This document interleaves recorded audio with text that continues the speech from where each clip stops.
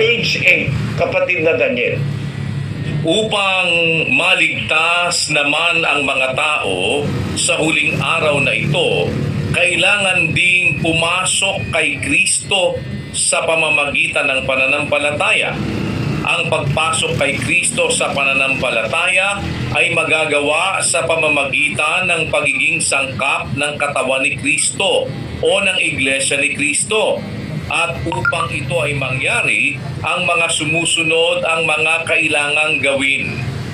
Makinig na mga salita ni Kristo sa pamamagitan ng pangangaral ng Iglesia ni Kristo.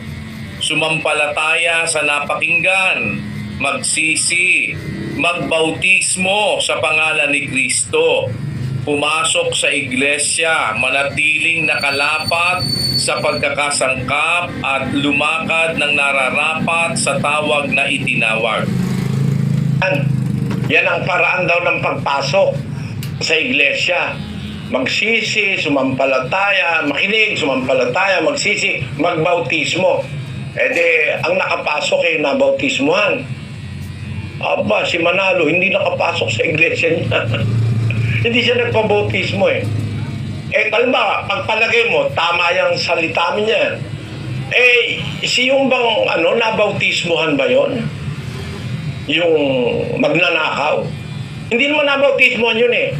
O ngayon, nakapasok ba yun o hindi? Ayon sa pamantayan nyo, para makapasok, dapat mabautismuhan. Hindi nabautismuhan, hindi nakapasok. Di kasinungalingan na agad yung sinasabi nyo na ang hindi po papasok walang kaligtasan. Iyan ang kanilang turo lalo na nung tagapangasiwa nila ngayon. Basahin natin ang pasugo. Pakinggan nyo ito mga kapatid. Hunyo 1976, pahina 29, sinulat ni Eduardo V. Manalo, hindi maliligtas ang nasa labas ng Iglesia ni Kristo.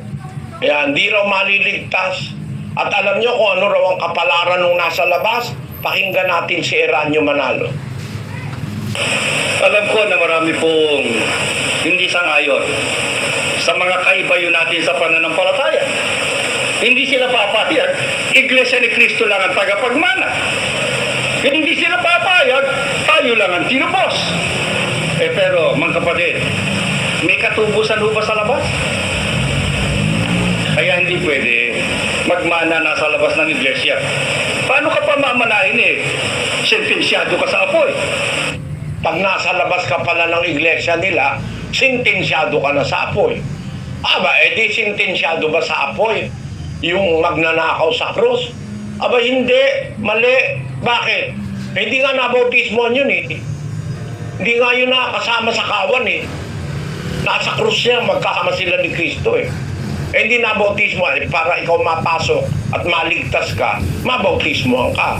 Hindi nabautismohan. Wala kang kaligtasan. Kaya walang kaligtasan ang nasa labas dahil hindi nabautismohan.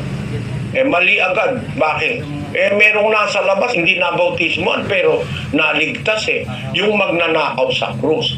At marami pang iba. Basahin natin ang 2:13 ng Roma. Pakinggan nyo. Sapagkat hindi ang mga tagapakinig ng kautusan ang siyang mga ganap sa harapan ng Diyos, kundi ang nangagsisitalima sa kautusan ay aariing mga ganap. Pakinggan mo po ito kapatid na kapatid na Peter. Hindi yung tagapakinig ng kautusan ang siyang ganap, kundi yung nagsisitalima sa kautusan ang aariing ganap. Narinig mo kautusan, buong buo. Narinig mo ebanghelyo, buong buo. Hindi mo naman tinalima, hindi ka ganap, hindi ka maliligtas. Pero ang sabi, ang inaaring ganap, yung nagsisitalima sa kautusan. Yung bang nagsisitalima sa kautusan, lahat ba yun nakarinig? Basahin natin ang 14, kasunod na talata, kapatid na Daniel. Sapagkat kung ang mga hentil na walang kautusan sa katutubo ay nagsisigawa ng mga bagay ng kautusan, ang mga ito na walang kautusan ay siyang kautusan sa kanilang sarili. Kita nyo? Hindi lang pala yung nabautismuhan ang maliligtas Bakit? Kasi yung hindi naman yung tagapakinig ng kautusan ng aariing ganap o maliligtas, kundi yung tumatalima sa kautusan. Ano ibig sabihin ni Pablo? Merong mga hintil, hindi nakarinig ng kautusan. Kung gumagawa naman ang bagay ng kautusan, ito'y aariing ganap. Ang liwanag nun, no? Hindi yung nakikinig ang aariing ganap o maliligtas, kundi yung tumutupad. Kung tumutupad ka, kahit hindi mo naman narinig, tinutupad mo sa katutubo, tinutupad mo, ikaw ang aariing ganap. Higit kesa doon sa nakikinig, hindi na aariing ganap dahil hindi tinutupad. Kaya sabi niya, hindi ang tagapakinig ng kautusan ang aariing ganap sa harap ng Diyos, kundi ang nagsisitalima sa kautusan ay aariing ganap, sapagkat kung ang mga hintil na walang kautusan sa katutubo ay nagsisigawa ng mga bagay ng kautusan.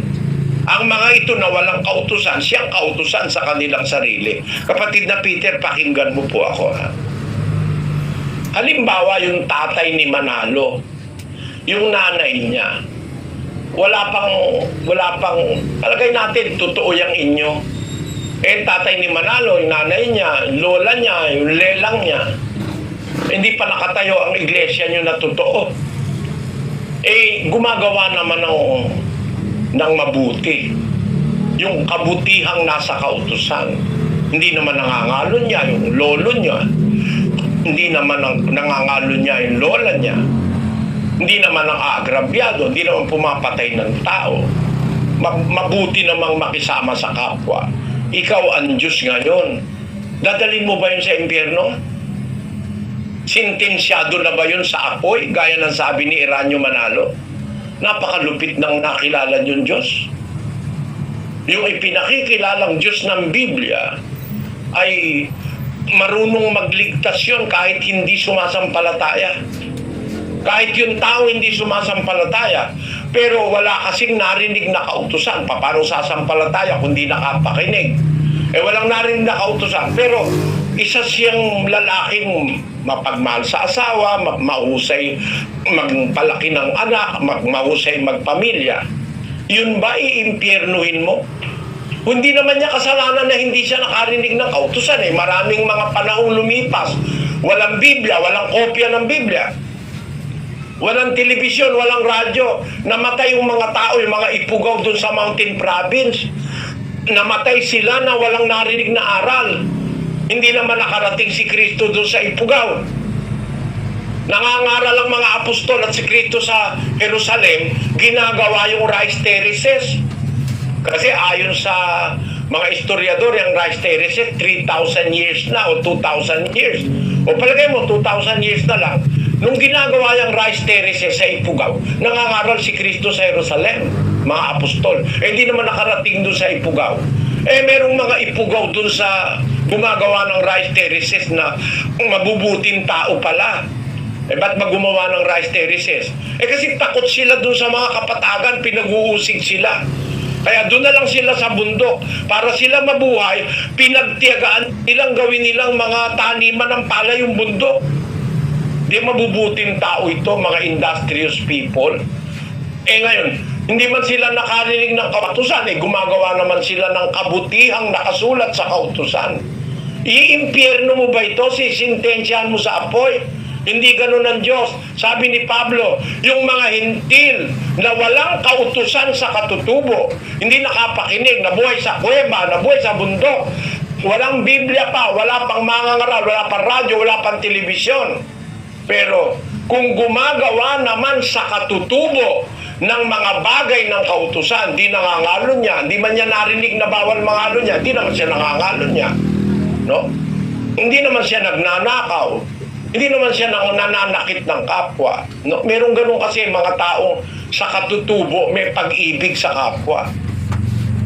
Ngayon lang naman sa huling panahon, ang sabi ni Pablo, sa mga huling araw, darating ang panahong mapanganib. Kasi ang mga tao, may bigin sa sarili, may bigin sa salapi, walang katutubong pag-ibig.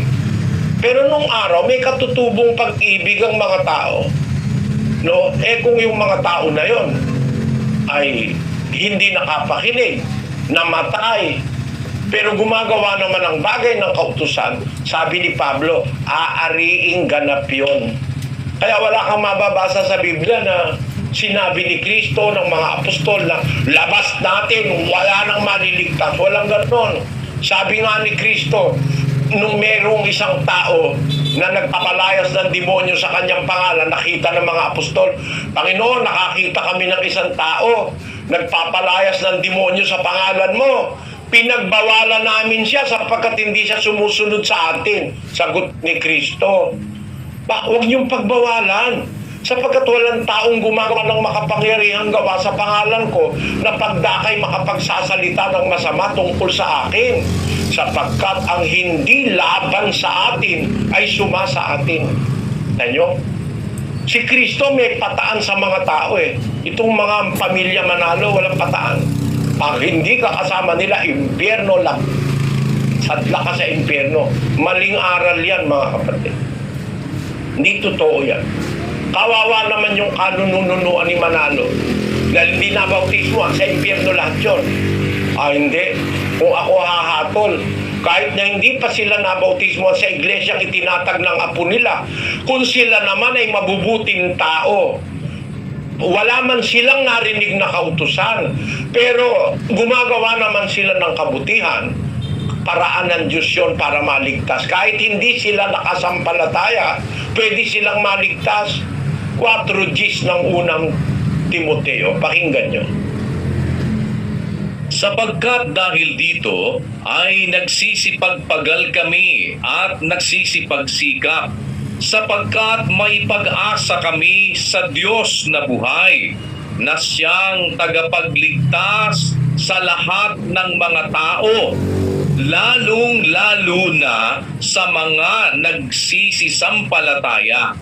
Ang Diyos, pwede niyang iligtas ang lahat ng mga taong gusto niyang iligtas, lalo na ang nagsisampalataya. Ano ibig sabihin? Pati hindi sumasampalataya, pwede namang iligtas ng Diyos eh. Bakit? Nauunawaan ng Diyos yun. Matuwid siyang hukom eh. Paano sasampalataya? Hindi nga nakarinig ng kautusan. Sabi